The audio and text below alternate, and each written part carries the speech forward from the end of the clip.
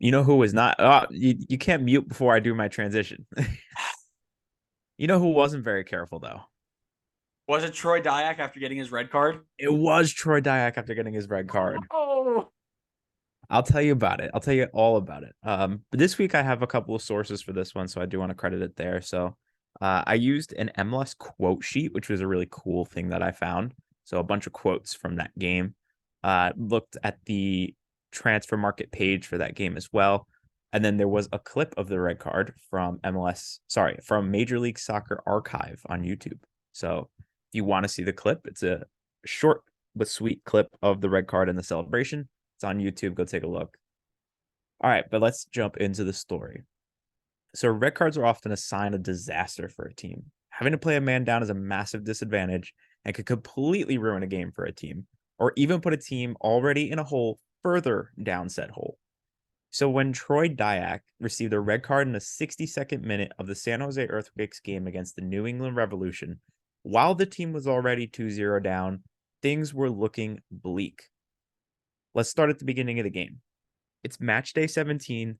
The sixth place San Jose Earthquakes are taking on the dead last New England Revolution. A fairly star-studded affair in this one, with the likes of Pat Onstad and Landon Donovan taking on Taylor Twellman and Shalry Joseph. The Revs in this one would jump out to an early lead thanks to a 24th minute goal from Pat Noonan. The score would remain 1-0 for the Revs going into halftime, and early in the second half, Jose Cancela would double the advantage for the Revs in the 54th minute. The Revs were clearly in the driver's seat at this point. However, it was not long after this point when we would get to the incident that we are talking about here today. Before diving into the incident, I do want to make a quick comparison to our friends over in the NHL. There are many times when a team is struggling or someone on the there are many times when a team is struggling and someone on the team, in an attempt to get his teammates fired up, will start a fight with someone on the other team. The same could be said for soccer.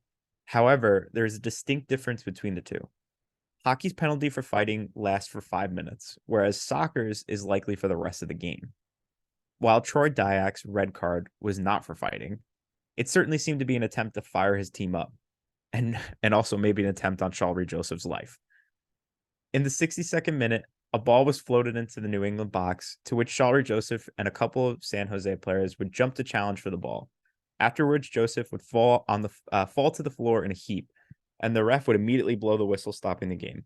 He'd reach into his pocket and give a straight red to one of the players that challenged for the ball, that being Troy Dayak. On replay of the incident, it was clear Dayak gave an elbow straight to the side of Joseph's head, a clear straight red card. While leaving the field with no contest to the red, might I add, he took off his shirt, waving his hands in the air in an attempt to get the home crowd fired up and pushing their team to try and get something from this match. But boy, was that going to be difficult while already being down 2-0 and now being a man down. But if we learned anything about this San Jose team over the past few episodes, it's that they love a bit of drama. It seems though that the drama must have run out in the 2003 playoff run, because as the 90th minute came by, the score remained the same. Good news for Quakes fans, though, is that at this point in MLS history, they finally added extra time, or at least that's what Transfer Market had. So the game was not quite over yet. And sure enough, in the 91st minute, who else but the legend himself, Landon Donovan, steps up to bring one back for San Jose. 2-1, game on, but really not a lot of time left at this point. Then, in beautiful San Jose fashion, Brian Ching finds the equalizer in the 94th minute to pull off the miracle 1-point comeback. There were a few quotes from San Jose players and staff after the game, actually crediting the red card for being a motivating factor behind their comeback, with head coach Dominic Kinnear saying, "Sometimes it takes us getting mad or angry at something before we start to play well." And defender Jeff Agus being quoted as saying, "What spurred us was that red card." However, in the same quotes, there was frustration for the Quakes' play in this game and thus far in the season. Dominic is further quoted saying, "We shouldn't need that. We should play the way we did in the last 2 minutes the entire game." And Jeff further quoted saying, "We played better with 10 men than with 11, and that's a problem. It's been a problem all season." It almost seems as though it almost seems as though the inspiration they found behind the red card really opened their eyes to the issue that was uh, to the issue that this team has not been playing well and should not be relying on incidents like this to start playing well. I won't spoil too much about the rest of the season, considering we will likely talk about it in a future episode. However, the wake up call was not really not really received by San Jose, as they would finish seventh in the table despite being the reigning champions and being more talented on paper than their finish implies. I will tell you, there is literally no other team where I expect something like this to happen than the San Jose Earthquakes.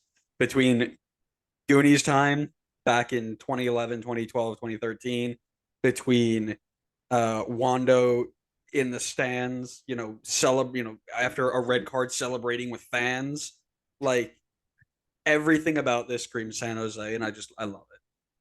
This team is fun, surprisingly, because you It's would so much fun. if you look at recency bias, it's anything but fun. But they've been fun in the Oh past. man, I'm telling you, my favorite thing I used to do back in like middle school to early high school was stay up for LA San Jose at like 10 o'clock on a Saturday or Sunday night because I knew it was gonna be just nonsense. Like I remember watching games where um I call it Goonies time. I'm trying to remember Stevie Leonard with his big yellow afro-y hair would score goals in like the 93rd minute of 91 minutes of extra time. Like for whatever reason, well, like two over, score a winning or a tying goal, go take his shirt off, run over there. They would have Stevie Lenhart nights where they would have like blonde afros to the fans. So he'd That's go cool. put one on top and look exactly the same, like just complete, just utter debauchery. It was phenomenal. They were one of the best teams to watch back in the day. So um, Yeah, they're getting good again now. yeah, yeah. Like I If said, only it's if only the Galaxy could pull it together. no, no.